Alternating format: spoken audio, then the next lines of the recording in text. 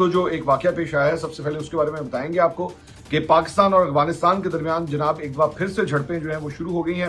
اور بتایا گیا ہے کہ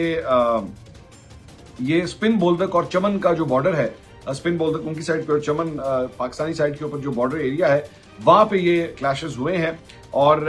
اس میں بتایا گیا ہے کہ وہاں پہ بھاری ہتھیاروں کا جو ہے وہ استعمال کیا گیا ہے، اور سیکیورٹی فورسز کی جانب سے افغان طالبان کے خلاف جو ہے وہ بھرپور جواب اس سلسلے میں بھی دیا گیا ہے۔ اب یہ بتایا گیا ہے کہ بیسکلی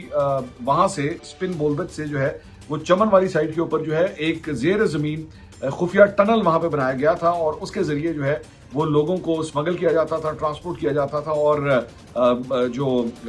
اسلحہ وغیرہ ہے وہ بھی اس کی اسمگلنگ کے لیے جو ہے وہ استعمال کیا جاتا تھا اس ٹنل کے اندر۔ وہ پاکستانی فورسز نے جو ہے اسے بے نقاب کیا، اور جب اس کو ختم کیا جا رہا تھا تو اسی دوران جو ہے وہاں پہ یہ کلیشز جو ہیں وہ شروع ہوئے ہیں۔ اب ظاہری بات ہے افغان طالبان جو ہے وہ یہ کلیم کر رہے ہیں کہ جناب ہمارے پہ حملہ جو ہے وہ پاکستانی فورسز نے پہلے کیا ہے اور ہم جوابی کارروائی کر رہے ہیں، لیکن حقیقت یہ ہے کہ پاکستانی فورسز جو ہیں انہوں نے وہاں پہ ایک یہ کلیئر اپ آپریشن کیا تھا، جس دوران وہاں پہ اس سرنگ کا جو ہے وہ سراغ لگایا گیا، اور اس کے بعد جو ہے وہ یہ کلیشز شروع ہوئے ہیں۔